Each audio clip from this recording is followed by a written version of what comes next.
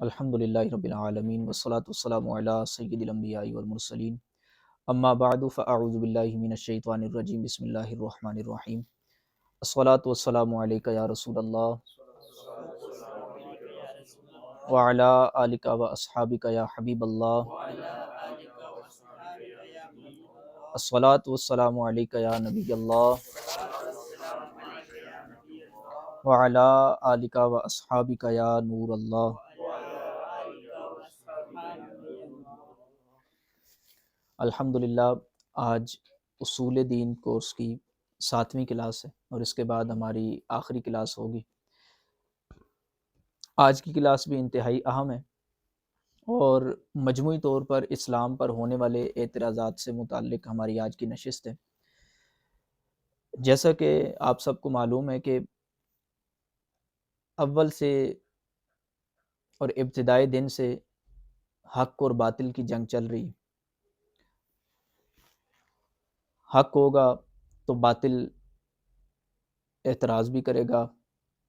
اور کئی دفعہ جب باطل اعتراض کرتا ہے تو حق کی طرف سے جو ان کو جواب دیا جاتا ہے اس سے اس کے اعتراض کی بے بنیادی اور اس کا بطلان بالکل واضح ہو جاتا ہے۔ اور یوں سمجھ لیں کہ جیسے ہوتا ہے نا کہ کوئی جاہل بندہ سوال کرتا ہے تو اس کے سوال سے اس کی جہالت ظاہر ہو جاتی ہے،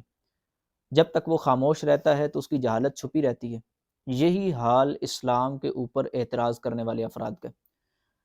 جب تک اسلام کے اوپر اعتراض نہیں کرتے تو ان کا پردہ فاش نہیں ہوتا، اور اپنی طرف سے وہ تحقیق کر رہے ہوتے ہیں اور یہ کہہ رہے ہوتے ہیں کہ ہم تو جناب یہ تحقیق کے آئینے میں یہ بات کر رہے ہیں۔ جب ہم ان کے اعتراضات کو تحقیق کے آئینے میں دیکھتے ہیں تو معلوم ہوتا ہے کہ وہ بالکل جاہل آدمی ہے، یا جاہل نہیں ہے تو کم از کم وہ پھر اصل علم کو چھپاتے ہوئے لوگوں کو دھوکہ دے رہے ہیں، یعنی جہالت ہے یا پھر دھوکہ دہی ہے۔ اسلام کے اوپر ہونے والے اعتراضات بنیادی طور پہ دو طرح کے ہیں۔ ایک تو یہ ہے کہ وہ اللہ رسول پہ اعتراضات کرتے ہیں، کیونکہ انہیں پتہ ہے کہ اللہ رسول پہ اعتراضات کریں گے تو ایک مسلمان دین کو مانتا ہی اس وجہ سے ہے کیونکہ اللہ رسول نے ان کو یہ احکام بیان کیے ہیں، دین کا بیان کیا ہے، تو وہ پھر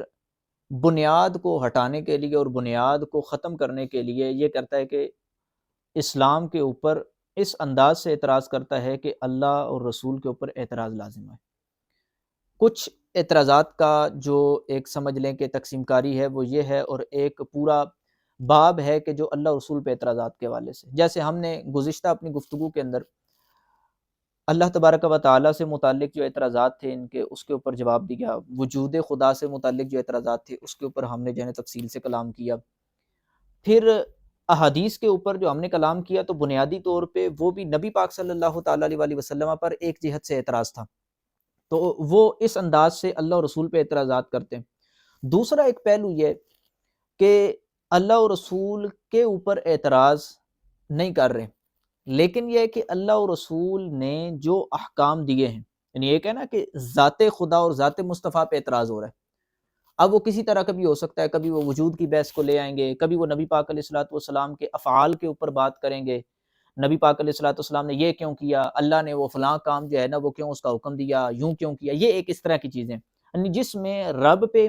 یا مصطفیٰ کریم علیہ الصلوۃ والسلام پہ یا ان کی ذوات قدسیہ پہ اس طرح اعتراض لازم ہے، یہ ایک چیز ہے۔ اور دوسری چیز آ جاتی ہے کہ وہ اعتراض کرتے ہیں تو وہ اسلام کے احکام کے اوپر اعتراض کرتے ہیں۔ بھئی اسلام کے اندر یہ حکم ہے، یہ کیوں ہے؟ اسلام کے اندر یہ والا جو معاملہ ہے یہ ایسے کیوں ہے، ایسے کیوں نہیں ہے؟ اسلام میں یہ جو معاملہ ہے یہ بظاہر جو ہے نا میں ٹھیک نہیں لگ رہا، یا عقل کے تناظر میں ٹھیک نہیں ہے۔ اس طرح وہ مختلف قسم کے اعتراضات کر کے لوگوں کو الجھانے کی کوشش کرتے ہیں، تو ان کے اعتراضات کی یہ دو قسمیں بن جائیں گی۔ تو ہم مجموعی طور پہ جو ہے وہ ان اعتراضات کو اب اس بحث کے اندر لے کے چلیں گے۔ بعض اعتراضات وہ ہوں گے جس کو ہم اگر دیکھیں گے تو وہ نبی کریم علیہ الصلوۃ والسلام کے اوپر اعتراض جا رہا ہوگا۔ بعض ایسی چیزیں ہوں گی کہ وہ اسلام کے کسی حکم کے اوپر، نبی کریم علیہ الصلوۃ والسلام کا بظاہر وہ فعل نہیں ہے لیکن شریعت کا حکم ہے، تو نبی پاک علیہ الصلوۃ والسلام نے ہو سکتا ہے اس کو پوری زندگی میں ایک دفعہ بھی نہ کیا ہو، لیکن شریعت میں وہ جائز ہے، یہ شریعت میں اس کا حکم ہے، تو اب کیا ہے کہ اس حکم کے تحت جو ہے نا وہ اعتراض کر رہے ہوں گے۔ تو ان جو مختلف قسم کے اعتراضات ہوں گے ان کے اوپر ہم جو ہے وہ تھوڑی گفتگو کریں گے، ذری بات ہے وقت بھی کم ہوتا ہے، لیکن یہ ہے کہ ہم کوشش کریں گے کہ اس کے اوپر سیر حاصل گفتگو کر سکیں۔ جب ہم اسلام کے اوپر مطالعہ کرتے ہیں اور اسلام کی باتیں پڑھتے ہیں تو اسلام سلم سے نکلا ہے، اور سلم کہتے ہیں سلامتی سے، یعنی سلامت ہے یا سلامت، اسلام کہتے ہیں سلامتی دینے والا،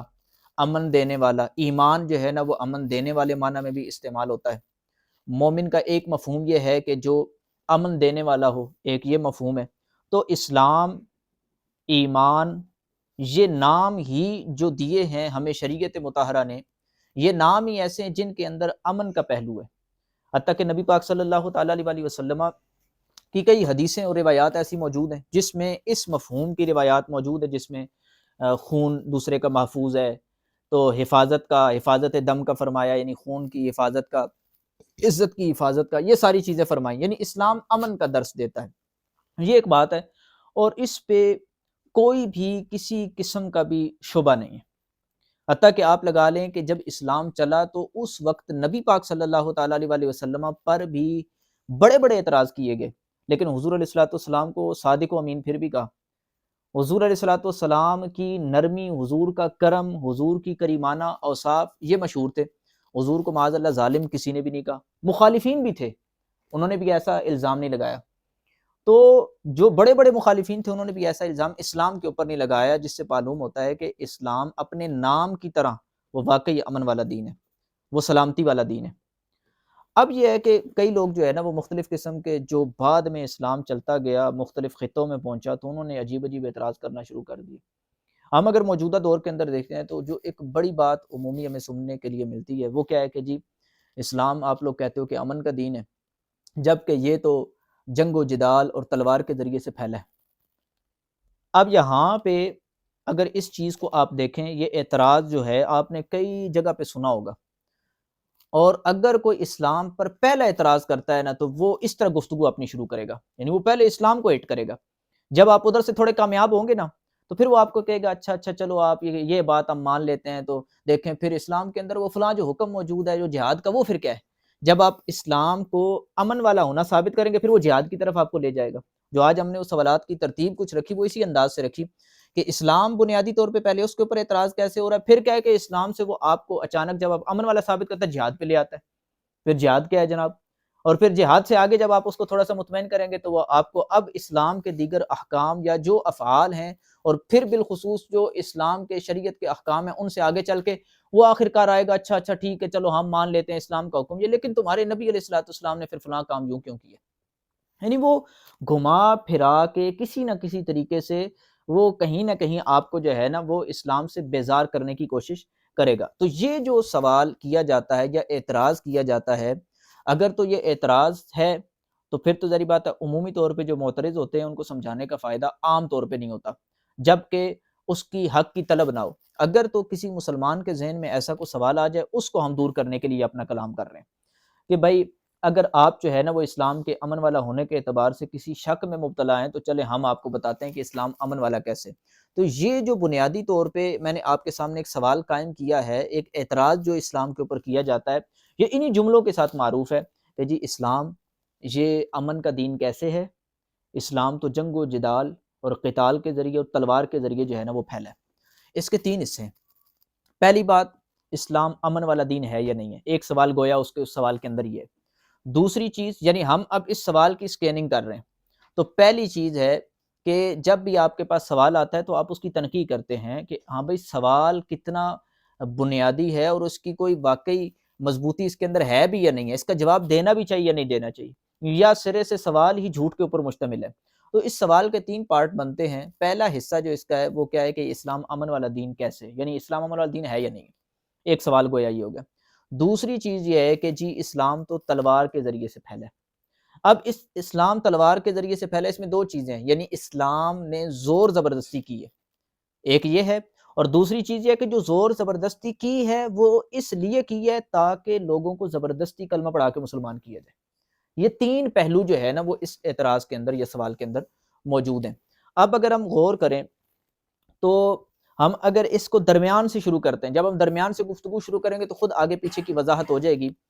کہ اگر ہم اس چیز کو دیکھیں کہ اسلام، آپ کہیں کہ یہ امن والا جو ہے نا وہ کیسے ہے، اور پھر اگلی آپ یہ بات کر رہے ہیں کہ جی اسلام جو ہے وہ تلوار کے ذریعے پھیلا ہے، تو ہم یہ کہیں گے کہ اچھا اسلام تلوار کے ذریعے اگر پھیلا ہے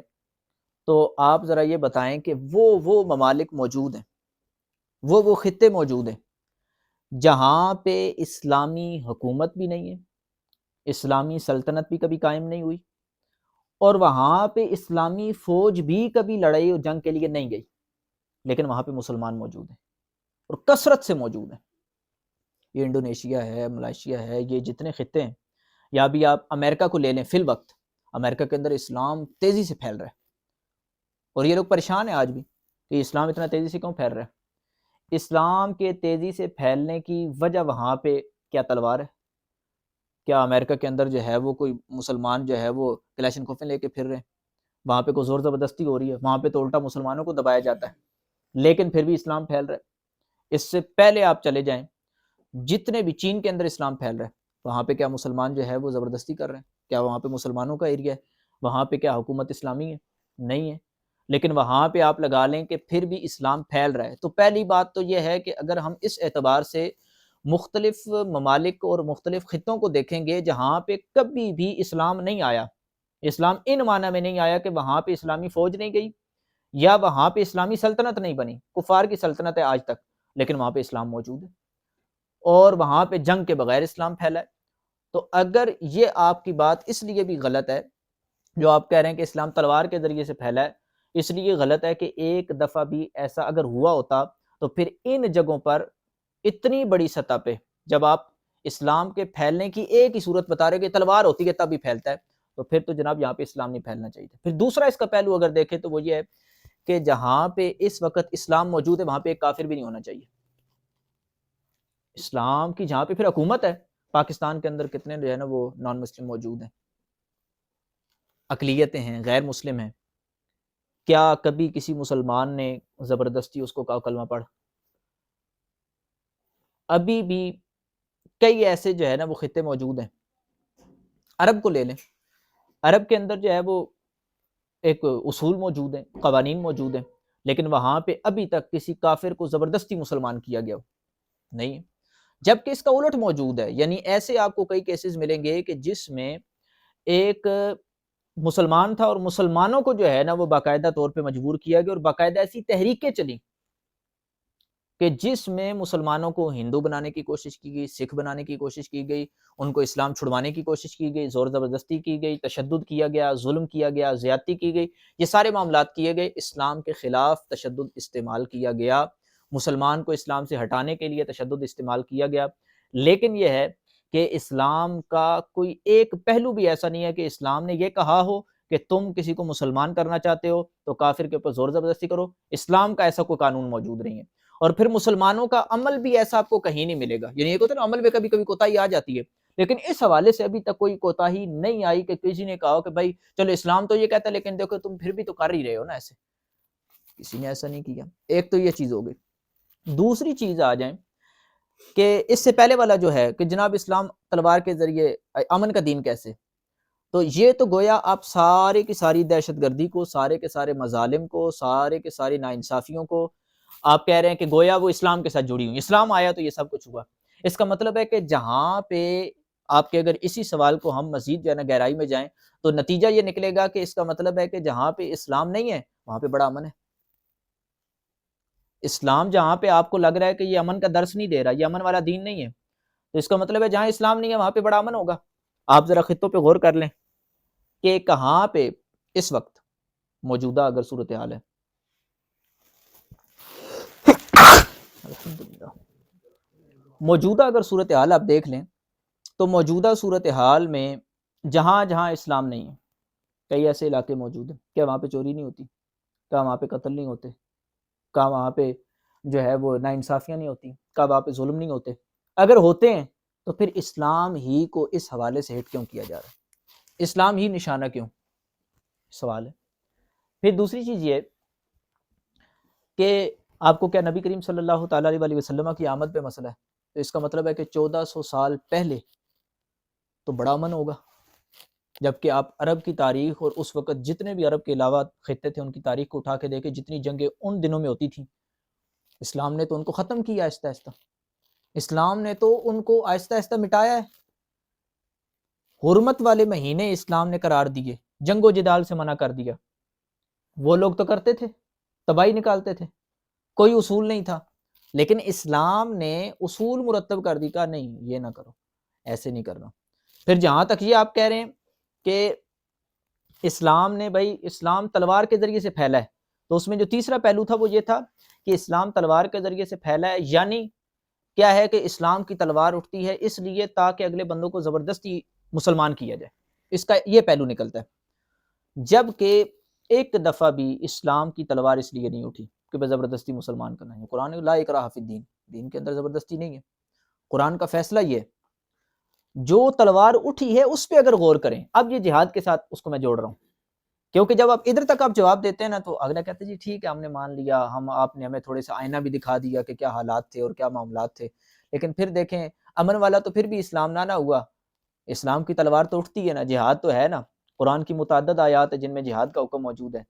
تو بھائی اب اس کے اوپر اگر آپ آتے ہیں تو ہم یہی کہیں گے آپ کے وہ پہلے والے سوال کے تیسرے حصے اور یہ جو اگلا جہاد کا سوال ہے، ان دونوں کو بھی ہم جوڑ کے یہی کہیں گے کہ ہم آپ سے پوچھیں گے کہ اسلام نے اگر تلوار اٹھانے کا کہا ہے یا اسلام نے جہاد کا حکم دیا ہے تو وہ کن کنڈیشن میں دیا ہے، وہ کون سی صورتیں کہ جب اسلام تلوار اٹھانے کا کہتا ہے۔ آپ کو دو چیزیں ملیں گی، میں ابھی جہاد کی شرائط نہیں بیان کر رہا،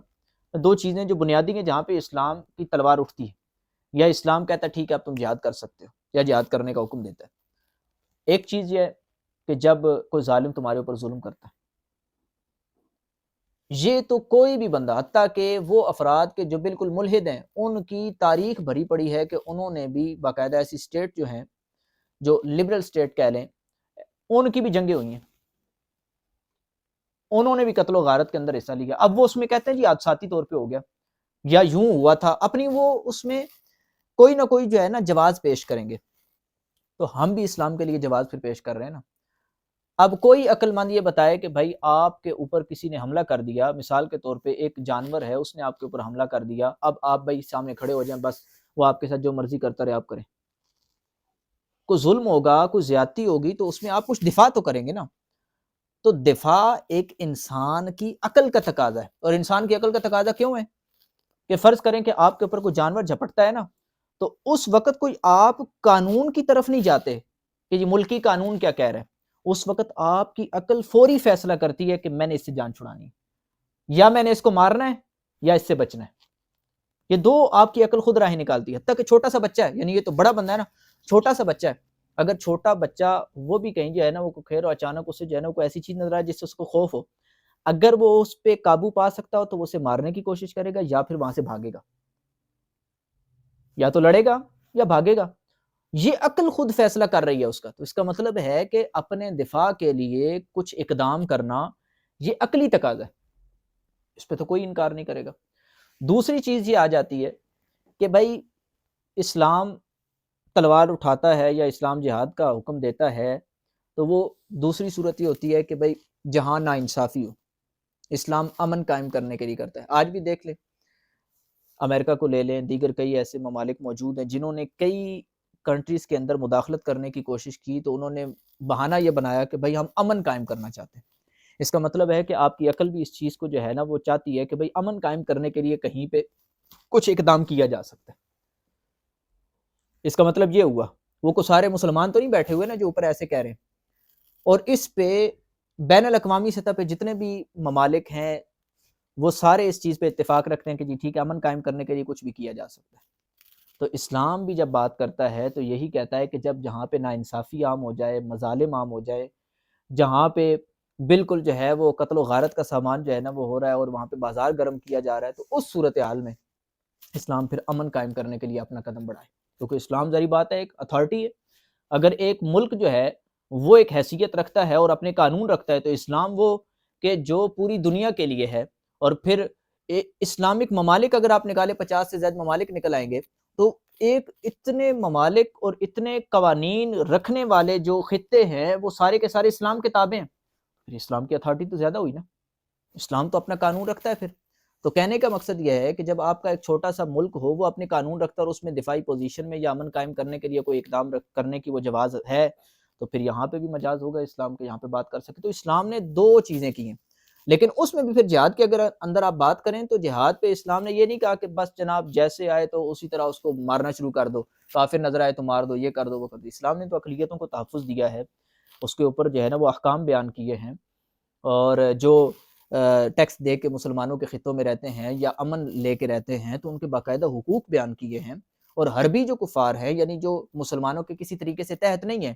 ان کو بھی کوئی ایسے نہیں کہ بس پکڑ کے مارنا شروع کر دو، ایسا اسلام نے کبھی نہیں کہا۔ کبھی آپ نے دیکھا ہو کہ انڈیا کے اندر ہمارے مسلمانوں نے جو ہے نا یہاں پہ پکڑ پکڑ کے یہاں سے کوئی جاتا ہو وہاں پہ ویسے گیا اور اس کو کافر نظر اٹھا کے مار دیا، اگر کوئی کرے بھی تو اس کا اپنا فیل ہوگا،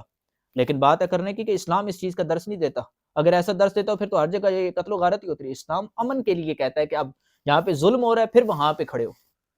وہاں پہ بات ہو رہی ہے۔ اور پھر اسلام نے ہر جگہ بھی یہ نہیں کہا، اسلام نے اصول مرتب کیے ہیں۔ آپ نے دیکھا ہو فلسطین کے حالات آپ کے سامنے ہیں، افغانستان کے معاملات آپ کے سامنے ہیں، یہ ساری چیزیں آپ دیکھ لیں۔ اس میں میرا سوال یہ ہے کہ قتل و غارت کس طرف سے زیادہ ہوئی؟ سب کے سامنے جواب موجود ہے، مسلمانوں کی طرف سے یا دوسروں کی طرف سے؟ کفار کی طرف سے ہوئی ہے، کوئی اس میں ڈاؤٹ والی بات نہیں ہے۔ یہاں ہم کو تجزیہ اور ہم کو تحقیق نہیں کر رہی ہے، تحقیقیں ہوئی ہوئی ہیں، ہم تبصرہ ایک اس کے اوپر کر رہے ہیں۔ اب یہ ہے کہ یہ اب ظاہری بات ہے زیادتی ہوئی، مسلمانوں کے ساتھ ابھی بھی ہو رہا ہے، کوئی بے اصولی زیادتی، یعنی آپ لگائیں کہ بچوں کو نہیں چھوڑا جا رہا، بچیوں کو نہیں چھوڑا جا رہا، بوڑھوں کو نہیں چھوڑا جا رہا، عورتوں کو نہیں چھوڑا جا رہا، کوئی لحاظ نہیں کیا جا رہا، جبکہ اسلام اتنا اینڈ پہ بھی جا کے اتنا امن کا درس دے رہا ہے۔ اسلام کہتا ہے کہ پہلی بات تم نے کسی کو ایسے مارنا نہیں ہے، اگر دفاعی کرنا ہے یا امن قائم کرنا ہے تو اصول ہے، پہلے اگلوں کو دعوت دو، بھائی ہم امن چاہتے ہیں، ہم لڑنا نہیں چاہتے، اگلے بندے دعوت قبول کریں، تمہارے تحت آ جائیں، ٹھیک ہے۔ اگر نہیں آتے پھر اب تم نے جانا ہی ہے لڑنے کے لیے، بچوں کو کچھ نہیں کہنا، عورتوں کو کچھ نہیں کہنا، بوڑھوں کو کچھ نہیں کہنا، اس بندے کو کچھ نہیں کہنا جو تمہارے سامنے لڑنے کے لیے نہیں ہے، یعنی عوام کو کچھ نہیں کہنا۔ جو لڑنے کے لیے آلہ جہاد لے کے یا آلہ جنگ لے کے تمہارے سامنے کھڑا ہو گیا ہے اور اب وہ تمہیں مار رہا ہے، اب پھر تم دوبارہ ظاہری بات ہے دفاعی پوزیشن میں آ گئے ہو، آپ کر سکتے ہو۔ اسلام کا آخر میں جا کے پھر جو معاملہ بنتا ہے وہ دیکھیں دفاع میں جا کے بنتا ہے، نہیں تو اسلام تو ادھر تک اصول بیان کر رہا ہے۔ ذرا کوئی ایک مجھے جو ہے نا ایسا قانون بتا دیں جو آج اسلام کے اوپر بات کر رہے ہیں، وہ یہ بتا دیں کہ آپ کا کون سا قانون کہتا ہے کہ یہ نہیں کرنا۔ اگر آپ کہیں کہ جی ہاں ہم بھی کہتے ہیں بچوں پہ نہیں ہونا چاہیے، عوام پہ نہیں ہونا چاہیے، فلاں نہیں ہونا چاہیے، پھر اس کا مطلب ہے کہ جہاں پہ ہو رہا ہے اور آپ کے تحت ہو رہا ہے تو آپ کو چاہیے کہ آپ اس پہ ایکشن لیں۔ لیکن ہم صرف ابھی وہ اس طرف نہیں جا رہے، ہم ایک بات کر رہے ہیں کہ اسلام وہ کیسے اصول رکھتا ہے، اور پھر اسلام کے اصولوں پہ عمل کرنے والے عمل بھی آج تک کیسا کر رہے ہیں۔ آج تک کہیں آپ تاریخ میں ایسی نہیں مثال اٹھا کے دکھا سکتے کہ جس میں ایسا ہوا ہو کہ سب کو بھون کے رکھ دیا گیا ہو، اور اگر کسی نے ایسا کیا بھی ہوگا نا تو اپنے ہی مسلمان اس کو سمجھانے والے ہوں گے، وہ کہیں گے بھائی یہ تم نے غلط کیا، یہ ٹھیک نہیں ہوا، ہماری تاریخ اس کی وضاحت دے رہی ہوگی، آپ کے ہاں یہ نہیں۔ تو اسلام کی یہ پوری جو تفصیل میں نے آپ کے سامنے ایک اعتراض کی ہے، جس سے کم از کم اتنی بات تو واضح ہو جاتی ہے کہ اسلام واقعتاً امن والا دین ہے۔ اسلام وہ تلوار سے نہیں پھیلا، یعنی ان معنی میں تلوار سے نہیں پھیلا کہ زبردستی مسلمان کیا گیا ہو، تلوار اٹھا کے اور جناب مسلمان ہو ہی ہو، یہ نہیں کیا، جبکہ اس کا الٹ ہوا ہے کہ مسلمانوں کو معاذ اللہ جو ہے نا زبردستی اسلام سے پھیرنے کی کوشش کی گئی ہے۔ پھر تیسری چیز یہ کہ اسلام نے اگر تلوار اٹھانے کا بھی کہا ہے تو خاص کنڈیشن میں کہا ہے، اس کے علاوہ اسلام کہتا ہے کہ بھئی امن کے ساتھ ہی رہنا ہے، اور یہ خاص کنڈیشن جہاں کہیں بھی پائی جائے ہر ذی عقل کی عقل اس چیز کو تسلیم کرتی ہے کہ اسلام جو کنڈیشن بیان کرے یہ وہ کنڈیشنز ہیں کہ جس میں بندہ واقعی کوئی عقل، کسی کی عقل بھی جو ہے نا وہ فیصلہ کرے گی، وہ کہے گی ہاں یہاں پہ اب لڑائی ہو سکتی ہے، یہاں پہ اب جو ہے نا ہتھیار اٹھایا جا سکتا ہے۔ اسلام تو اس طریقے سے، اور پھر اس میں بھی جب ہتھیار اٹھانا بھی ہے تو پھر بھی دیکھیں لوگوں کے اصول عقلی طور پہ جدا جدا ہو جاتے ہیں، وہ سب کو مارنے کی بات کرتے ہیں، لیکن اسلام پھر بھی وہاں پہ کہتا ہے ایسے نہیں کرنا، جو بس لڑنے آیا ہے بس اس سے بات ہے تمہاری اس کے علاوہ عورتیں بچے سارے وہ محفوظ رہنے چاہیے، ان کے اوپر تمہارا کوئی تشدد نہیں ہونا چاہیے، ان پہ کوئی ظلم نہیں ہونا چاہیے، کرے گا کوئی تو اس کو اسلام پکڑے گا کہ تم نے یہ کیوں کیا۔ تو یہ دیکھیں اسلام اس قدر جو ہے، جو اسلام کے لیے لڑنے والا بندہ ہے، اسلام اس کو کہہ رہا ہے یہ تم نے اگر کیا تو تم مجرم ہو، کر بھی مرنے کے لیے اسلام کے لیے گیا ہے کہ میں جی جان دے دوں گا، لیکن اس کو بھی کہہ رہا ہے کہ تم نے یہ نہیں کرنا، اگر کرو گے بے شک جان دینے کے لیے آئے ہو لیکن پھر بھی پکڑے جاؤ گے، تم ظلم کر رہے ہو، اب ظالموں کی لسٹ میں چلے گئے، پہلے تم اہل حق کی لسٹ میں تھے کہ تم اسلام کے لیے لڑ رہے تھے، لیکن اب تم نے اسلام کی اس خلاف ورزی کر کے اس امن کو توڑ کے اور وہ سارا کر کے اب تم گویا ظالموں کی لسٹ میں آ گئے، اب اسلام ہی اس سے جو ہے نا وہ پوچھے گا۔ تو یہ چیز ایک تو یہ ہوگی۔ اگلی چیز آ جاتی ہے کہ ان کو جب اس طریقے سے کوئی بھی قائل کرنے کی کوشش کرتا ہے، پھر ان کے جو ہے نا مختلف قسم کے اعتراضات وہ بڑھتے ہی جائیں گے۔ اچھا جی دیکھیں جہاد ہوتے تھے، جنگیں ہوتی تھی، تو یہ مسلمان جو ہے نا وہ قیدی بنا لیتے ہیں، پھر وہ لونڈیاں تو غلام تو یہ سارے معاملات ہوتے ہیں۔ یہ میں آپ کو تھوڑا سا کانسیپٹ کلیئر کر دوں کہ اسلام نے غلاموں کے باندیوں کے احکام بیان کیے ہیں، شرعی طور پہ اس کو باقاعدہ طور پہ قرآن پاک کے اندر کئی احکام بیان کیے گئے اور احادیث کے اندر کئی احکام بیان کیے گئے۔ جو پہلے ہوتا تھا نا باندیوں کا کانسیپٹ، وہ یہی تھا کہ چھوٹے چھوٹے جرم کے اوپر بھی وہ غلام بنا لیتے تھے، جرم کسی نے کیا اس کو غلام بنا لیا سلطنت نے، کسی نے فرض کریں کہ کوئی خلاف ورزی کر دی حاکم کے خلاف، اس کو غلام بنا لیا، آزاد بندے کے اوپر اس کو جو ہے نا قبضہ مل گیا، اس نے اس کو غلام بنا لیا۔ جناب کوئی جو ہے نا وہ جنگ کے اندر معاملہ ہو گیا تو ادھر سے جو اسیر اور قیدی بن جاتے تھے تو ان کو غلام بنا لیا۔ یوں کر کے عرب کے اندر مختلف چیزیں پائی جاتی تھیں کہ جن کے اندر وہ غلام بنا لیتے تھے، اور غلاموں کے ساتھ رویہ پھر کیسا اپناتے تھے کہ جی ان کے اوپر ظلم کرنا، زیادتی کرنا، پھر ان سے بوجھ سے زیادہ ان سے کام لینا، پھر ان کو کوئی معاشرے کے اندر حیثیت نہ دی جانا، دیگر کئی ایسے معاملات ہوتے تھے کہ جو بالکل معاملات ہٹ کے تھے، غلاموں کی کوئی حیثیت ہی نہیں تھی۔ اب یہی لوگ عرب کے اس کلچر کو مد نظر رکھیں اور پھر یہ اسلام کے اوپر اب بات کرتے ہیں کہ جی دیکھیں اسلام نے تو غلام لونڈیوں کی جو ہے نا وہ بتائی ہیں باتیں، اور کہا ہے کہ جی یہ جو غلام ہیں باندیاں ہیں ان کو فروغ دینے کی گویا بات کی ہے، انہوں نے تو انسانیت کی اگر یہ بات کرتا تو یہ غلام اور یہ آزاد اس کا کانسیپٹ ہی نہ ہوتا، اسلام تو اس کو ختم کرتا۔ تو اسلام کے اندر بھی جب اس کے احکام بیان کیے گئے، اس کا مطلب ہے کہ اسلام جو ہے نا وہ انسانیت کی بات نہیں کر رہا، اس طرح تفریق کیوں ڈال رہا ہے کہ جناب یہ غلام ہے تو یہ آزاد ہے،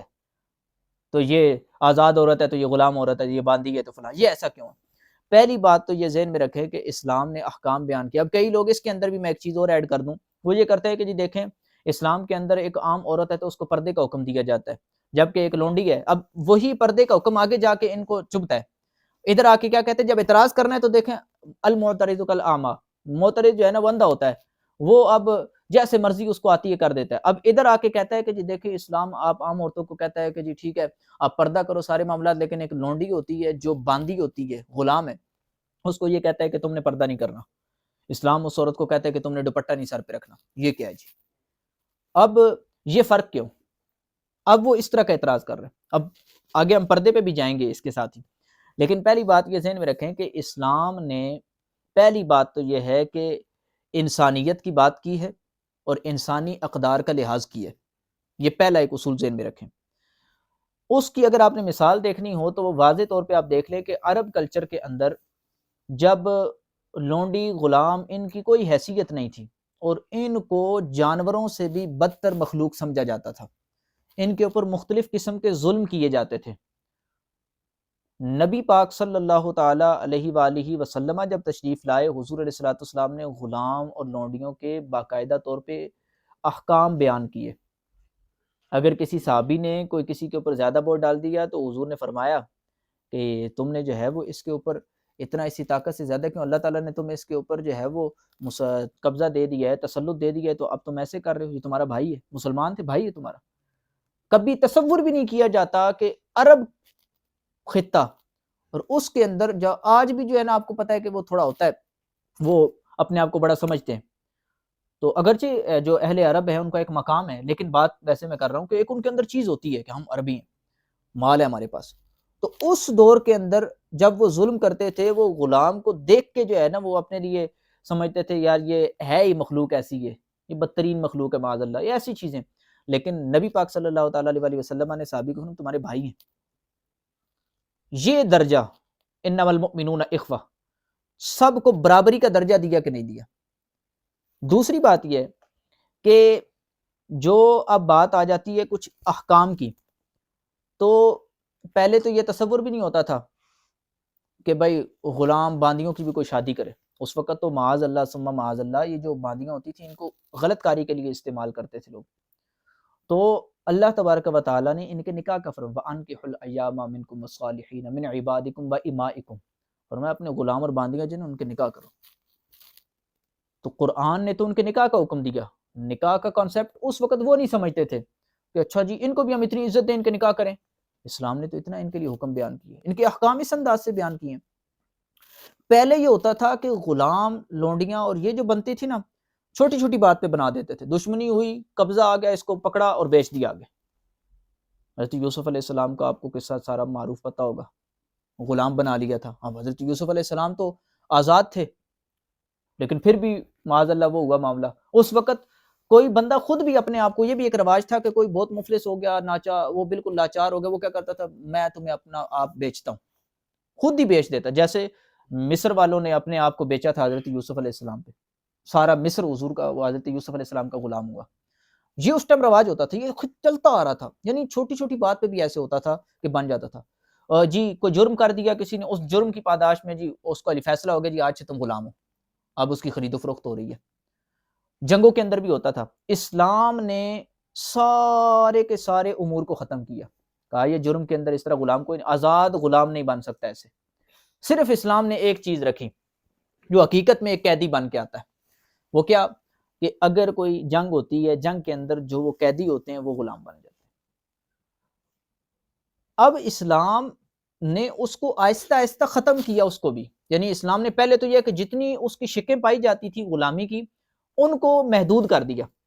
ایک پہلا قدم یہ اٹھایا، اور یہ انسانیت کے حقوق کے لیے اٹھایا، اور پھر ان کے اندر بھی آہستہ آہستہ مزید آگے اس معاشرے میں تبدیلی لانے کی کوشش کی۔ وہ کیا؟ نبی پاک صلی اللہ تعالیٰ علیہ وسلم نے فرما دیا کہ جو بندہ غلام آزاد کرے گا، اللہ تعالیٰ اس کے ہر عضو کے بدلے میں آزاد کرنے والے کے ہر عضو کو جہنم سے آزاد کر دے گا۔ اب یہ بتائیں، جس بندے کو پتہ چل گیا، حضور علیہ الصلوۃ والسلام کے کئی صحابہ تھے، انہوں نے جب اس طرح کی حدیثیں سنی، انہوں نے کہا نہیں حضور میں اپنے غلام کو آزاد کرتا ہوں۔ حضور نے پھر بشارتیں دی، پھر اسلام نے مختلف قسم کے جو گناہ ہیں یا بعض سزائیں ہیں، کفارے ہیں، ان کے اندر غلام اور باندی کو آزاد کرنے کا فرمایا۔ یہ بھی ایک تھی کہ اس دور کو ختم، انسانیت کے لیول، ٹھیک ہے آزاد کر دو، غلام نہ بنا کے رکھو۔ آج دیکھیں غلام ہے، مسلمانوں کے اوپر غلام باندی کی بات ہو رہی ہے نا، آپ مجھے بتائیں کہ مسلمانوں نے کتنے غلام رکھے ہوئے ہیں، کتنی باندیاں رکھی ہوئی ہیں۔ جو ایک آخری لیول ہے نا کہ بھائی اسلام نے جس کو باقی رکھا، وہ بھی کیا تھا کہ نبی پاک صلی اللہ تعالیٰ علیہ وسلم نے اس چیز کو رہنے دیا کہ جو غلام بن کے آتے ہیں، قیدی بن کے آتے ہیں۔ اور ابھی کانسیپٹ بھی یہی ہے اسلامی طور پہ، یہ ذہن میں رکھے، اور پہلے سے یہ چلتا آ رہا ہے کہ اسلام نے یہ کانسیپٹ دیا کہ جب کوئی جنگ ہوتی ہے، آج بھی اگر کوئی اسلامی جنگ ہوتی ہے اور ایک حاکم اسلام باقاعدہ طور پہ جنگ کرتے ہیں، وہاں پہ جو قیدی بن کے آتے ہیں تو وہ حقیقت میں جو مرد ہوتے ہیں وہ غلام ہوتے ہیں، اور جو عورتیں ہوتی ہیں وہ باندیاں کہلاتی ہیں۔ اور یہ جو غلام اور باندیوں کا کانسیپٹ ہے، چونکہ بین الاقوامی سطح پہ اب ایسے اصول بنے ہوئے کہ آپس میں جب ایسے معاملات ہوتے ہیں تو عوام کا تبادلہ کر دیا جاتا ہے، کچھ ادھر سے معاہدے ہوں گے، وہاں سے کچھ افراد جو ہے نا وہ ادھر آ جائیں گے، یہاں سے کچھ ادھر چل جائیں گے، یوں معاہدے ہو جاتے ہیں اور تبادلے ہو جاتے ہیں، تو غلام باندیاں نہیں بنائے جاتے۔ لیکن اسلام تو اس کو بہت پہلے سے ختم کر رہا ہے، آج نہیں ہے، جہاں پہ پکے جو ہے نا حکمران ہمارے مسلمان بیٹھے ہوں، کیا وہاں پہ غلام باندیوں والا کانسیپٹ ہے؟ نہیں، ہم بالکل تقریباً ختم ہو چکا ہے، جبکہ ہو بھی سکتا ہے آج بھی۔ لیکن بات ہے کہ اسلام نے اس کو آہستہ آہستہ ختم کیا۔ آپ کہیں گے جی اچھا جی آپ کہتے ہیں اسلام کی پاور ہے، اچانک کیوں نہیں ختم کیا؟ اسلام ایک تو ہم نے کہا نا کہ امن کا دین ہے، اسلام جو ہے نا وہ سلامتی والا دین ہے، پھر اسلام کے احکام کے اندر بھی وہ یوں سلاست ہے، اور پھر اسلام کے جو احکام ہیں ان کے اندر سہل پن ہے، آسانی ہے۔ اسلام اچانک نہیں کچھ کرتا، یعنی ایسے کہ مشکل ہو جائے، جیسے شراب کا معاملہ ہوا تو آہستہ آہستہ کر کے جو ہے نا اس کو کیا، جب اسلامی احکام کا نفوذ ہو گیا، رسوخ ہو گیا ان کے اندر۔ اسی طریقے سے یہ والا معاملہ ہے۔ آپ کو ایک میں عام مثال دیتا ہوں کہ اگر ایک جو ہے نا وہ معاشرہ ہے، اس کے اندر جھوٹ عام ہے، زنا عام ہے، بدکاری عام ہے، اس کے اندر جناب ظلم عام ہے، اس کے اندر جناب جو ہے نا وہ مختلف قسم کے گناہ ہو رہے ہیں، ناانصافی ہے، ظلم ہے، یہ ساری چیزیں چل رہی ہیں، اب اس کے اندر آپ کو اس معاشرے کا حکمران بنا دیا جاتا ہے اور آپ کو کہا جاتا ہے کہ آپ نے اس کو ختم کرنا ہے۔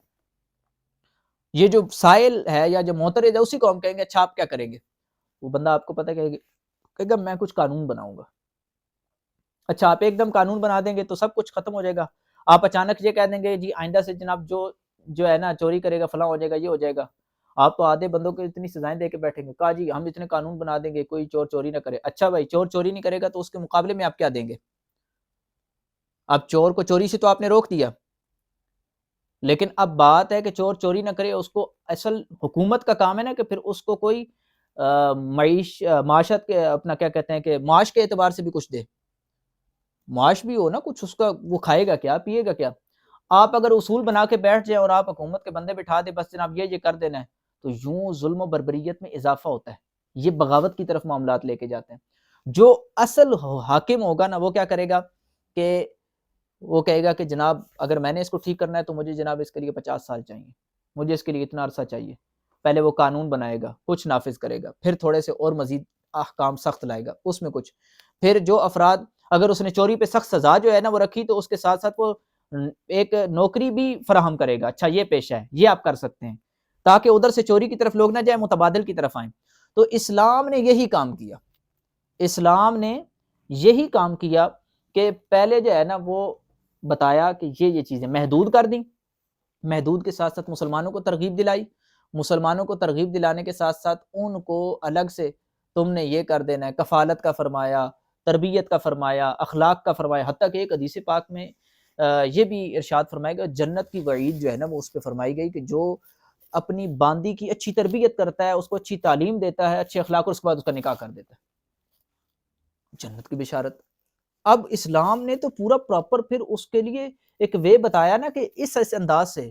کرو گے تو اب تمہارا جو ہے نا وہ اگر تم اچانک اس کو بالکل ایسے کر دیتے چھوڑ دیتے ہو تو ہو سکتا ہے کہ وہ تو آپ کا غلام تھا، کچھ بھی اس کے اندر صلاحیت اور نہیں تھی کرنے کی، وہ ہو سکتا ہے چوریاں کرنے لگ پڑے، معاشرے میں اور خرابی کا باعث بنے۔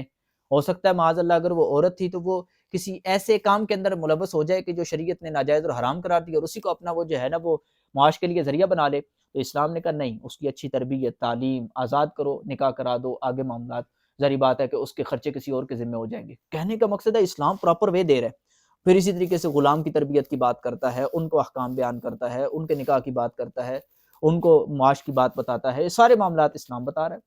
تو اسلام تو پھر انسانیت کے اقدار کا لحاظ کر رہا ہے، لیکن یہ ہے کہ آپ لوگوں کو پھر وہ سمجھ نہیں آ رہی۔ اور پھر اسلام نے اگر جو ہے نا یہ کہا ہے کہ بھائی جو لونڈی کا معاملہ ہوتا ہے تو غلام اور باندی کے حوالے سے کچھ احکام میں فرق آ جاتا ہے۔ جو باندی ہوتی ہے نا، باندی کے حوالے سے یہ ہے کہ اس کو اسلام کہتا ہے کہ ٹھیک ہے بھائی آپ جو ہے نا وہ جو عام عورت پردے کے احکام رکھتی ہے آپ کے وہ حکم نہیں ہوں گے۔ جیسے آپ لگا لیں کہ ایک عام گھر کے اندر خاتون کو کام کاج کرتی ہے تو باندیاں جو ہوتی تھی گھر کے کام کاج کرتی ہوتی تھیں، تو اب عام خاتون کو کام کاج کرتی ہو تو ان کو اگر کہا جائے جناب آپ نے پورے اس لباس کے اندر رہ کے نہ کام کاج کرنا ہے، تو وہ ہماری گھر کی خواتین بھی جب کام کریں گی تو وہ کہیں گی نہیں جناب ہم اس طرح کیسے جو ہے نا برقعے کر کے ہم کام کریں گے، تو وہ گھر کے اندر معاملات جدا ہوتے ہیں۔ تو باندی کو بھی یہ چیز کہی گئی تاکہ اس کے لیے آسانی ہو، اس کے لیے اگر یہ کہا دیا جاتا ہے کہ اس نے اس برقعے میں ہی کام کرنا ہے تو اس کے لیے تو اور تنگی ہوتی، اس کو کبھی کدھر جانا ہے، کبھی کیا کام کرنا ہے، کبھی کیا اس کو کہا تھا برقعہ بھی نہیں اتارنا، تو اب ظاہری بات ہے اس کے لیے حرج ہوتی، تنگی ہوتی، اور پھر الٹے گناہ، پھر ہم کہتے ہیں جی گناہ گار بھی ہو رہی ہے، تو مسائل ہوتے کیونکہ وہ تھی کام کاج کرنے کے لیے، اور یہ جو اس کے نارمل ایک سمجھا جاتا تھا معاملہ، اس نے باہر بھی جانا ہے سارے معاملات کرنا۔ اب کہیں گے اچھا جی گھر کے اندر تو کام کاج کرنے، باہر دوپٹے کے بغیر کیوں جائے؟ حضرت عمر رضی اللہ تعالیٰ نے بھی دوپٹہ اتروا دیا کرتے تھے نا اگر کوئی باندھی ڈالتی، اس کی کیا وجہ ہے؟ اس کی وجہ یہ ہے کہ باہر، کیونکہ نبی پاک علیہ الصلوۃ والسلام نے پہلے ہی یہ صحابہ کو ترغیب بھی دلائی تھی کہ غلام آزاد کرواتے تھے، حضرت ابوبکر صدیق حضرت بلال کو آزاد کروا کے لے آئے تھے، منہ مانگی قیمت دی لے آئے، تو غلام آزاد کروائے جاتے تھے۔ جب باہر پہلے سے خاتون اس دوپٹے کے بغیر وہ ہوتی تھی تو اس وقت لوگ پہچان جاتے تھے کہ یہ باندھی ہے، جس نے آزاد کروانا ہوتا تھا نا وہ اس کے مالک کو پیسے دیتا تھا یہ آزاد کرو، اگر وہ اسی طریقے سے پھر رہی ہو تو اس کو تو فائدہ کوئی نہیں ہے، وہ تو غلام کی غلام رہنی ہے۔ اس کی مثال میں آپ کو دیتا ہوں کہ ہمارے یہاں مزدور کھڑے ہوتے ہیں کسی جگہ پہ، تو مزدور کیا کرتے ہیں کہ ایک خاص لباس کے اندر کھڑے ہوتے ہیں۔ کبھی پینٹ کوٹ کے اندر کسی مزدور کو دیکھا ہے کہ باہر کھڑا ہوا ہو؟ اگر پینٹ کوٹ میں مزدور حکومت کہہ دے جی آئندہ سے ہم انسانی حقوق کی بات کر رہے ہیں چونکہ یہ جو جا رہے ہیں نا افراد، یہ پینٹ کوٹ کے اندر جاتے ہیں تو ہمارا مزدور بھی پینٹ کوٹ کے اندر کھڑا ہوگا. یہ اگر پینٹ کوٹ میں کھڑے ہوں تو کوئی ان کو مزدوری پہ لے کے جائے گا؟ یہ کہیں گے جناب والا ہمیں آپ نے یہ کدھر لگا دیا ہے، ہماری جو مزدوری آتی تھی وہ بھی گئی، کہ پینٹ کوٹ ہم نے نہیں ڈالنے، ہمیں چاہیے کہ نفع بھی کچھ ملے، ہمیں نقصان نہ ہو. تو بھائی اسی طرح یہ جو ان کا ایک لباس ہے، اسی میں ان کا فائدہ ہے. اگر سیٹھ کے مقابل جو اس کا جو ہے نا وہ ملازم ہے، اس کو بھی وہی لباس پہنا کے سامنے کھڑا کر دیا ہے تو فرق بھی نہیں ہوگا، تو آخر میں جا کے فسادات ہوں گے، نقصان ہوگا الٹا اس بندے کو، مجھے کیا فائدہ ہوا. جس طرح مزدور کو وہاں پہ نقصان. اسی طرح یہ جو باندیاں تھیں تو ان کے جو احکام اس طرح کے تھے تو لوگ پہچان جاتے تھے، ان کا فائدہ تھا اس کے اندر. کئی آزاد کر دیتے تھے، جی ہم اس کو آزاد کرواتے ہیں، ٹھیک ہے جی اس کو آزاد کر دو، ہم اس کی قیمت ادا کرتے ہیں. تو یوں ان احکام کے اندر بھی اسلام نے جو حکم دیا ہے اس میں باقاعدہ طور پہ فائدہ ان کے لیے موجود. اور جو یہ بات کی جا رہی ہے کہ جی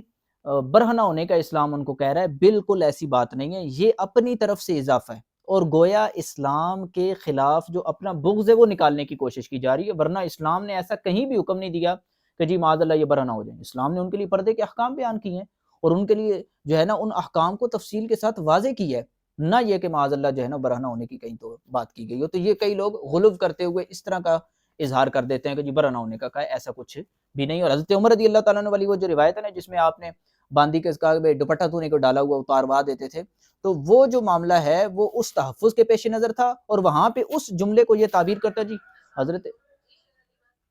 تو اس میں حضرت عمر رضی اللہ تعالی عنہ جی معاذ اللہ یہ اتروا دیتے تھے، اس سے تعبیر کر رہے تھے کہ جی برہنہ معاذ اللہ کر دیا، اللہ معاف کرے. یہ ایسے اپنا بغض نکالنے کی بات ہے، نہیں تو اسلام کا اس کے ساتھ کوئی تعلق نہیں، اور حقیقت کا اس کے ساتھ کوئی تعلق نہیں ہے. اب بات آ جاتی ہے کہ جی پردے کے اوپر، ادھر تو بات کر رہے تھے نا اسلام نے جی گویا ادھر یہاں پہ اعتراض کر رہے تھے، تو اسلام کے پردے کو بڑے محمود طریقے سے اور بڑے اچھے انداز سے پیش کیا جا رہا تھا کہ گویا اچھی چیز ہے اور تم نے باندی کو یہ حق کیوں نہیں دیا. اب دوسری طرف پھر جب بات آتی ہے تو یہی لوگ کر رہے ہوتے ہیں وہ جی اسلام نے تو جو ہے نا وہ عورت کو چار دیواری کے اندر کر کے نا اور پردے کے احکام بیان کر کے وہ بالکل جو ہے نا محدود کر دیا ہے، اور اسلام تو جو ہے نا وہ عورتوں کے حقوق کے خلاف ہے. میں یہ دعوے سے کہتا ہوں کہ اسلام عورتوں کے حقوق کی جتنی بات کرتا ہے اور جتنا عورتوں کے حقوق دیتا ہے، اتنا کوئی اور مذہب، کوئی اور دین، کوئی اور سوچ نہیں دیتی. جو دین بھی نہیں مانتے نا وہ سوچ کے پیچھے چلتے ہیں، کوئی اور سوچ بھی نہیں دیتی اتنی جو ہے نا وہ تحفظ بھی نہیں دیتی. اور یہ سارے معاملات پردے کے اندر عورتوں کا تحفظ ہے. اب میں اس پہ ڈیٹیل میں نہیں جا رہا، لیکن حقوق کی جہاں تک بات ہے کہ پردہ ہونا نہ ہونا یہ عورت کی مرضی پہ ہے نا. کئی ایسی مسلمان عورتیں ہیں جو معاذ اللہ پردہ نہیں کرتی، ٹھیک ہے ان کا جو بھی معاملہ ہے، لیکن اب دوسری طرف جو پردہ کرنے والی اپنی اپنی مرضی سے کر رہی ہیں نا، انہوں نے اپنا اختیار کیا ہے. اگر کوئی پردہ کر رہی ہے تو بھائی آپ تو پہلے کہتے ہو کہ اپنے بھائی ٹھیک ہے جو مرضی کرے، تو ایک پردہ کر رہی ہے اس پہ اعتراض کیا آپ کو؟ اپنی اختیار ہے، اسے کر رہی ہے بھائی، کیوں ٹینشن ہے آپ کو؟ دوسری چیز یہ ہے کہ اگر کوئی پردہ کرتی ہے تو اس میں حقوق کے ساتھ اس کا کیا تعلق جڑا؟ ایک عورت پردہ کر رہی ہے، تعلیم بھی حاصل کر رہی ہے، جس کو آپ کہتے ہیں نا حق ہے. ذری بات ہم کہہ رہے ہیں، علم کی بات کرتے ہیں. نبی کریم علیہ الصلوۃ والسلام نے تو بچیوں کی تربیت اور تعلیم کی باقاعدہ طور پہ ارشادات فرمائے. بیٹے کے حوالے سے اتنی حدیثیں موجود نہیں ہیں کہ جس میں یہ فرمایا کہ بیٹے کی جو تربیت کرے، تعلیم کا انتظام کرے تو اس کے لیے جنت ہے، تو ایسے ہوں گے. بلکہ اور بچی کے لیے یہ فرمایا، بہن کے لیے یہ فرمایا کہ جو ان کی تربیت کرے گا تو فرمایا کہ وہ اور میں جنت میں ایسے ہوں گے. حضور علیہ الصلوۃ والسلام نے تو عورت کے لیے یہ بات کی ہے، مرد کے لیے تو یہ نہیں کی، یا اتنی معروف نہیں ہے ایسی بات کوئی کہ حضور علیہ الصلوۃ والسلام نے یہ فرمایا ہو. اب کہنے کا مقصد یہ ہے کہ عورتوں کے حوالے سے جو ہے نا یہ بات ہو رہی ہے. پھر حقوق کی بات ہے، وراثت کی، اسلام وراثت کی بات کرتا ہے، اسلام ان کے حقوق کی بات کرتا ہے. اس پہ ہم آگے جا کے بات کریں گے کہ وراثت کے قانون کے اوپر یہ کیا بات کرتے ہیں. انشاءاللہ اگلی کلاس میں ہم کوشش کریں گے اس کے اوپر کلام ہو جائے. تو اسلام جو چار دیواری کے اندر عورت کو لاتا ہے تو یہ نہیں کہتا کہ اس چار دیواری سے تم نے باہر ہی نہیں نکلنا. مسئلہ آپ کو یہ ہے نا کہ عورت چار دیواری سے باہر نہیں نکلے گی تو جی جناب جو ہے نا وہ معاشرے میں اور بہت سی چیزیں ہوتی ہیں، وہ کیسے ان کے ساتھ چل پائے گی؟ اسلام چار دیواری کے اندر عورت کو محدود نہیں کرتا. اسلام یہ کہتا ہے کہ عورت جب باہر نکلے چار دیواری سے پردے میں ہو کے نکلے. اسلام کہتا ہے کہ عورت جب بازار جائے تو پردے میں ہو کے نکلے. اسلام کہتا ہے کہ عورت جب پڑھنے کے لیے جائے، تعلیم حاصل کرنے کے لیے جائے، جو اس کا حق ہے وہ حاصل کرے، پردے کے اندر ہو کے جائے. تو اسلام حقوق سے کہیں بھی منع نہیں کر رہا. وہ کہتا ہے کہ ٹھیک ہے عورت کو حق ہے، وہ اگر اپنی چیز خریدنا چاہتی ہے وہ جا کے خرید سکتی ہے. اسلام جو ہے وہ کہتا ہے کہ اگر ٹھیک ہے عورت تعلیم حاصل کرنا چاہتی ہے وہ جائز تعلیم حاصل کر سکتی ہے، جائز طریقے سے حاصل کر سکتی ہے۔ اسلام یہ کہتا ہے کہ ٹھیک ہے اگر جو ہے نا عورت نوکری بھی کرنا چاہتی ہے تو وہ کر سکتی ہے، اس کی شرائط مقرر ہیں۔ اسلام اس سے منع نہیں کر رہا، لیکن اس کو یہ کہہ رہا ہے کہ جب تم نے چار دیواری سے نکلنا ہے اپنی ضرورت اپنے حق کے لیے تو تم نے پردے کے اندر رہتے ہوئے اور اپنے معاملات کو شریعت کے مطابق کرتے ہوئے نکلنا ہے، بس اتنی سی بات ہے۔ تو اس لیے پردے کا تو نہ تو ترقی کے اندر کوئی رکاوٹ ہے یہ، نہ ہی یہ کہنا ہے کہ چار دیواری کے اندر محدود کر دیا، چار دیواری کے اندر بھی حد بندی والی بات نہیں ہے، بلکہ بس اتنی بات ہے کہ اسلام بس یہ کہتا ہے چار دیواری سے باہر بھی نکل سکتی ہو، بس پردے کے احکام کی رعایت کرتے ہوئے نکلو، اتنی سی بات ہے، اس میں کوئی مسئلہ نہیں ہے۔ بالکل ہر بندہ جو ہے نا وہ اس کے مطابق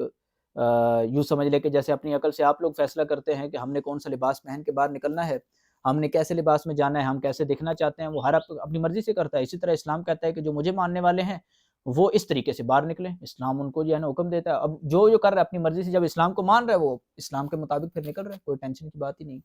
پھر اگلی بات آ جاتی ہے کہ جب ان کو یہ لگتا ہے نا یار یہ اسلام کے احکام کے اوپر تو بڑا جو ہے نا وہ مضبوطی سے جواب دے دیتے ہیں، اب چلو جی ٹھیک ہے ہم نے مان لیا آپ، لیکن یہ جو اسلام کے اندر نکاح ہے یہ بھی آپ کے اگر ہم دیکھیں تو نبی کریم صلی اللہ تعالیٰ علیہ وسلم نے نکاح جو ہے نا وہ فرمائے ہیں۔ اب وہ حضور کے افعال کے اوپر آ گئے،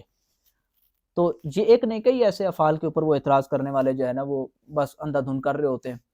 اب یہ ٹائم ہمارا کافی ہو رہا ہے، لیکن یہ ہے کہ اس کے اوپر ہم گفتگو مکمل کریں گے۔ ایک اعتراض یہ کیا جاتا ہے کہ جی دیکھیں نبی پاک صلی اللہ تعالیٰ علیہ وسلم نے متعدد نکاح فرمائے، 4 سے زیادہ نکاح فرمائے۔ اس پہ کہنے والے معاذ اللہ اپنے بغض کو نکالنے کے لیے کہتے ہیں یہ تسکین شہوت کے لیے معاذ اللہ ہوا، تسکین کے لیے معاذ اللہ، جبکہ اگر ہم تحقیق کی نگاہ سے دیکھیں نبی کریم صلی اللہ تعالیٰ علیہ وسلم نے 25 سال کی عمر میں پہلا نکاح فرمایا اور اپنے سے 15 سال جو بڑی خاتون سی ان سے فرمایا۔ اگر وہ وجہ ہو کہ جو آپ معاذ اللہ بیان کر رہے ہیں پھر تو ایسے نہیں ہونا چاہیے تھا، بلکہ نبی پاک علیہ الصلوۃ والسلام کو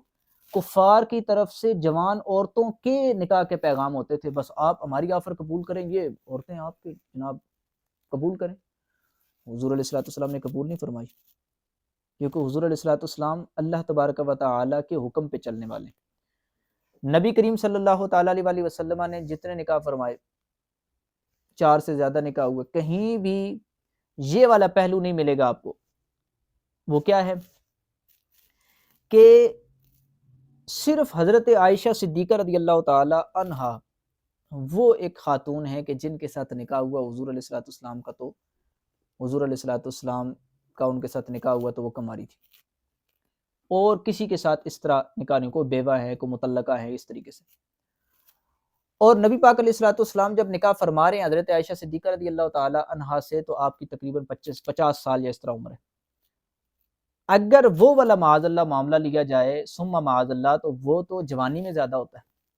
تو پھر تو بات ہی ختم ہو گئی،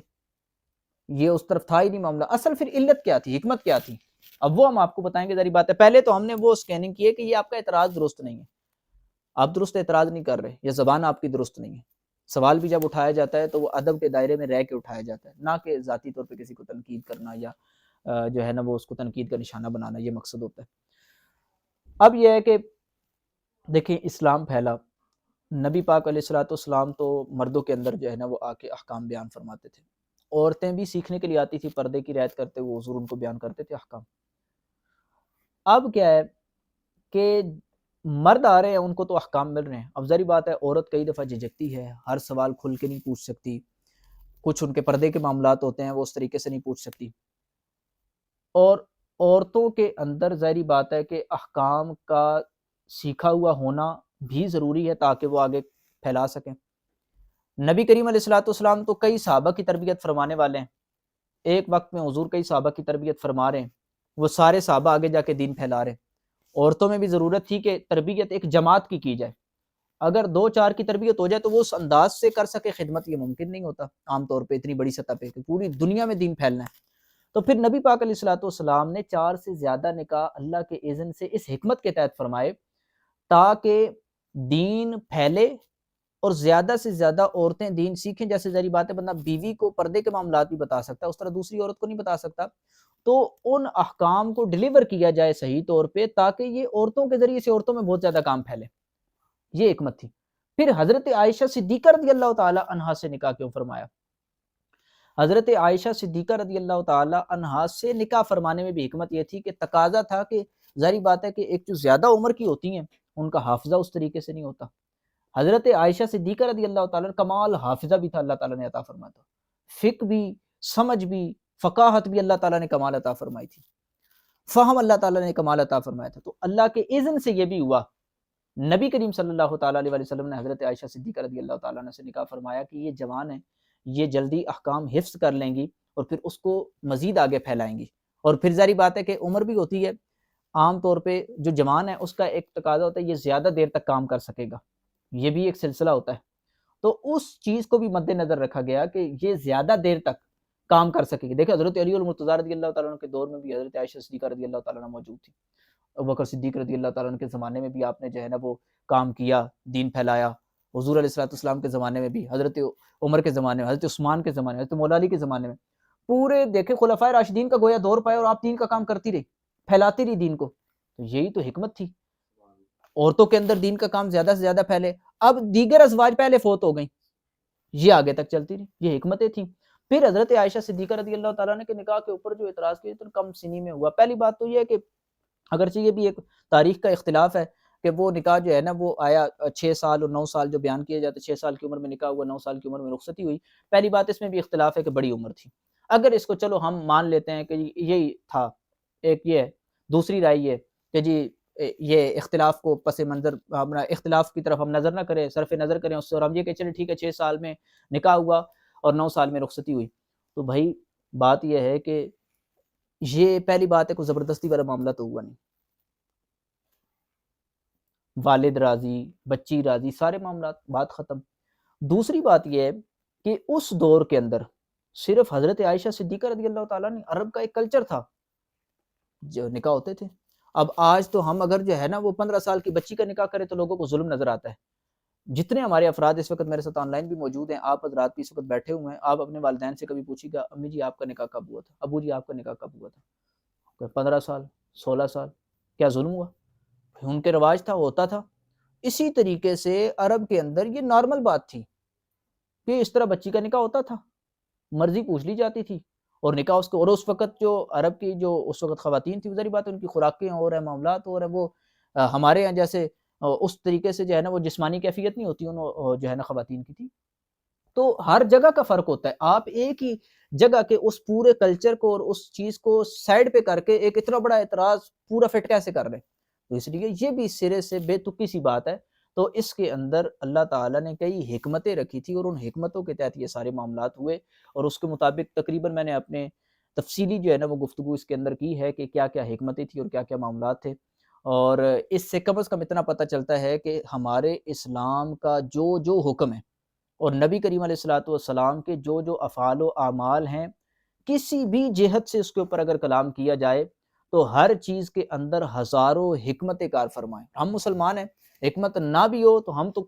مانیں گے، لیکن ہم بات کر رہے ہیں کہ چونکہ ہم نے یہ سارے سیشن جو رکھے عقل کے تناظر میں ہم بات کر رہے ہیں، تو ہم نے عقلی طور پہ بھی کئی پہلوؤں پہ گفتگو کر لی ہے کہ ہر چیز کے اندر ہمیں اسلام کے حکم کے اندر حکمت نظر آتی ہے. اللہ تبارک و تعالی ہمیں عقل سلیم عطا فرمائے اور احکام اسلام پر عمل پیرا ہونے کی توفیق عطا فرمائے. وما علینا الا البلاغ.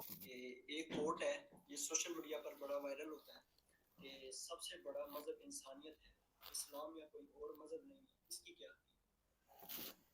دیکھیں پہلی بات تو یہ ہے نا کہ جو اس طرح کی بات کرنے والا ہے اسی سے پوچھا جائے کہ جناب والا انسانیت مذہب ہے، یہ آپ کے سینس میں کہہ رہے ہیں، اس کی وضاحت وہ خود کریں. مذہب تو کہا جاتا ہے کہ وہ کہ جو ہے نا وہ ہر چیز کے اندر ہماری رہنمائی کرتا ہے. تو کیا مطلب کہنے کا ہے کہ انسانیت مذہب ہے، یعنی انسانیت ہی یا انسانیت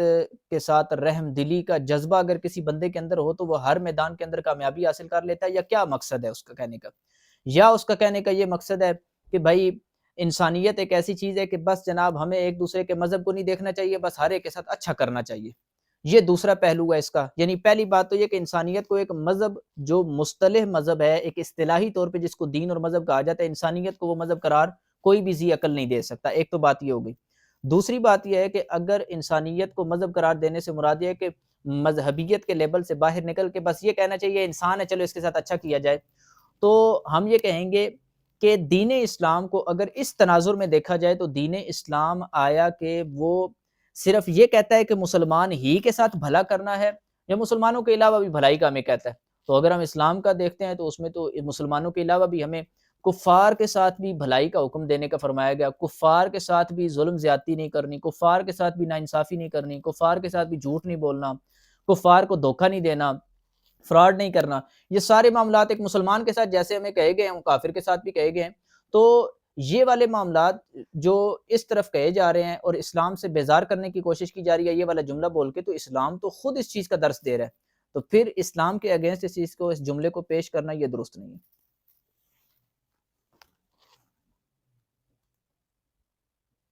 سر پچھلے دنوں میں یہ ریسنٹلی ایک مسئلہ چلا ہے پاکستان میں، تو وہ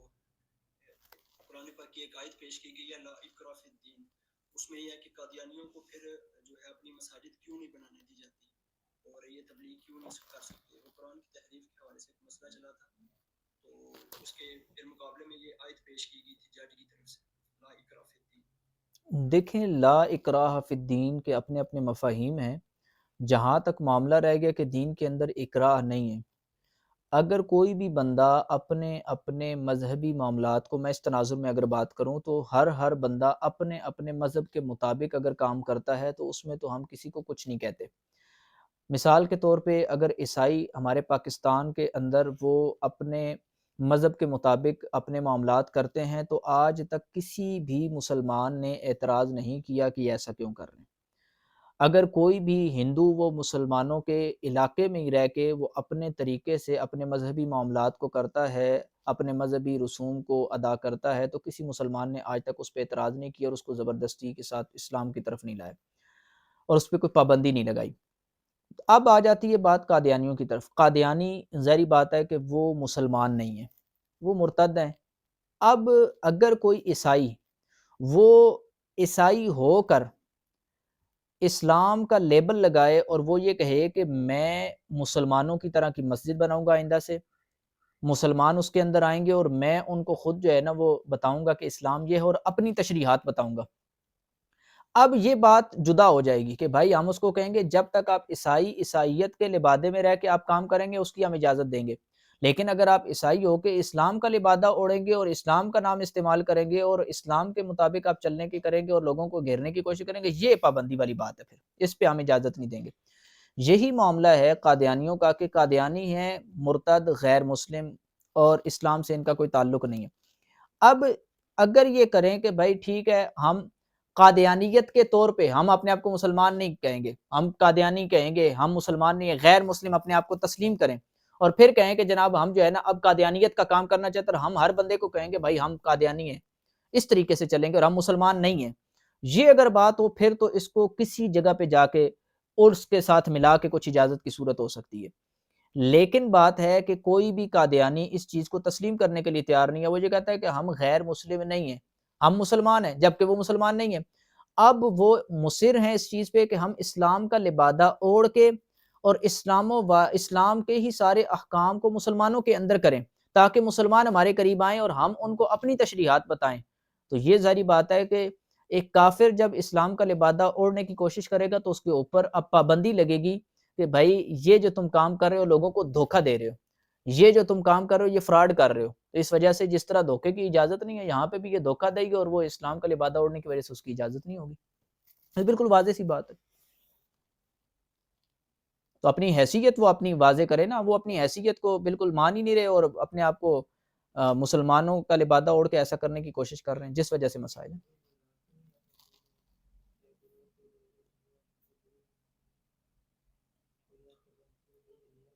مطلب یہ فریڈم آف سپیچ کے حوالے سے دیگر مذاہب کا ایک اعتراض ہے کہ اگر ہم سب اپنے لیڈر کے خلاف سن لیتے ہیں تو مسلمان کیوں نہیں سنتے؟ ان کو یہ تعلیمات کس نے؟ دیکھیں پہلی بات تو یہ ہے کہ لیڈر کے خلاف کون سن لیتا ہے کون نہیں سنتا یہ تو ہمارا معاشرہ واضح طور پہ بتا رہا ہے. جتنی سیاسی پارٹیاں ہیں یہ صرف ادھر پاکستان کی نہیں بلکہ پاکستان کے علاوہ بھی جو افراد ایسے ہمیں درس دے رہے ہیں نا، وہ بھی لیڈر کے خلاف نہیں سنتے. پہلی بات تو یہ ذہن میں رکھیں. یہ صرف باتیں ہوتی ہیں کہ ہم لیڈر کے خلاف سن لیتے ہیں. کوئی بھی لیڈر کے خلاف نہیں سنتا. اس کے ساتھ ایک جذباتی تعلقات ہوتے ہیں. ان جذباتی تعلقات کی بنیاد پہ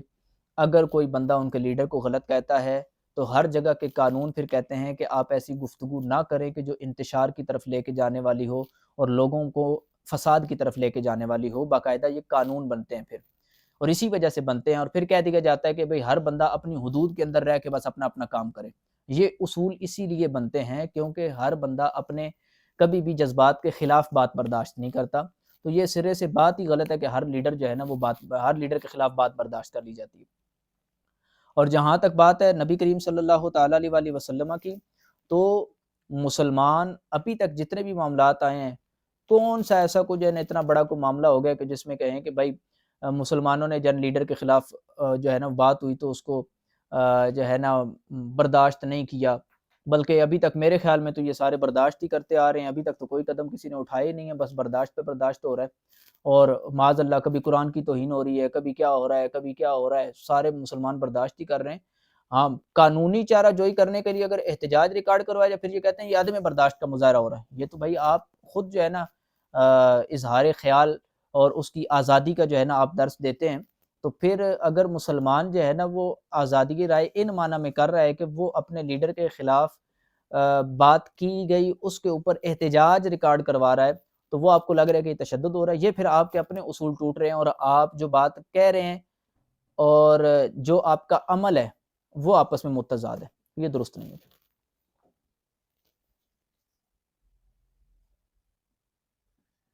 مثلا لاسٹ کویشچن ہے کہ اگر اسلام امن کا درس دیتا ہے تو پھر مولویوں سے بندے ڈرتے کیوں ہیں اور اتنی دہشت گرد تنظیمیں کیوں ہیں؟ دیکھیں، مولویوں سے لوگ ڈرتے تو نہیں ہیں. میرے پاس ہی بیٹھے ہوئے ہیں اس وقت بغیر ڈر کے، اور آپ لوگ بھی رابطے میں ہیں تو بغیر ڈر کے ہی رابطے میں ہیں. بلکہ مولوی تو بڑی جو ہے نا وہ امن والی شخصیت ہوتی ہے، یہ کچھ بھی نہیں کہتے. ہر روز نمازیں ان کے پیچھے لوگ پڑھ رہے ہوتے ہیں، سارے معاملات انہیں کے پیچھے کر رہے ہوتے ہیں. کوئی ڈر والی بات نہیں ہے. ہاں، جہاں تک رہ گیا معاملہ کہ بھائی دہشت گرد تنظیمیں ہیں، تو اس پہ فقط ایک ہی جملہ میں بولوں گا کہ بھائی دہشت گردوں نے مولویوں والا جو ہے وہ حلیہ اپنا لیا ہے یا مولوی دہشت گرد ہو گئے، اس کا فیصلہ آپ کر لیں. میں یہ کہوں گا کہ پاکستان کے جب وہ ایسے واقعات پیش آئے تھے دہشت گردی والے، تو کئی ایسے ثبوت باقاعدہ طور پہ ملے تھے کہ جی ختنے نہیں ہوئے تو جناب کفار والی علامات پائی گئیں. تو وہ ساری علامات بتاتی ہیں کہ دہشت گردوں نے مسلمانوں والا مولویوں والا حلیہ اپنا لیا، جبکہ مسلمانوں نے دہشت گردی نہیں کی. یہ بس اختتامی یہ والا جملہ ہے.